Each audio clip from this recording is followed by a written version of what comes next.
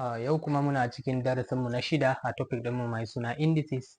Za mu yi solving waɗannan exercise ɗin guda uku da wato second law of indices. First one muna da m raised to power 8 divided by m raised to power wato 5. Me za mu yi a nan? Base ɗin the same, sai mu ɗauki base ɗaya. Sai mu yi subtracting powers tun da division ne tsakanin, sai mu sa m raised to power mu sa 8 minus 5.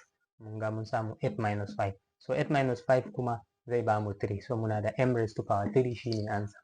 Straightforward. Na biyu c raised to power 7 divided by c. To duk inda ka ga an rubuta alphabet ba a sa masa power ba, to power sa 1 ne.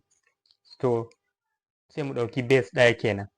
So c. Mun sa c sai mu sa 7 minus 1. Tunda wannan ɗin bai da power, to duk alphabet da aka ajiye haka kawai ba power, to power sa 1 ne.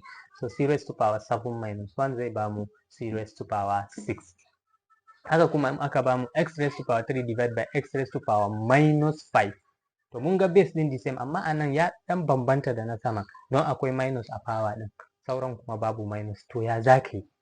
Shi ma the same thing ne, za ka ɗauki base ɗaya, mun ɗauki wannan. So sai ka yi 3 minus. To in ka zo nan tunda yana da minus a sama, sai ka dan sa shi a cikin bracket. Kana da 3 minus, kai opening bracket, sai closing, sai ka sa minus 5 a ciki.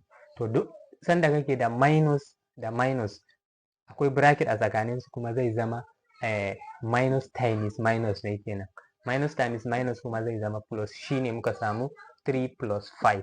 So muna da x raised to power 3 plus 5 kuma is equal to 8. Wannan shine answer.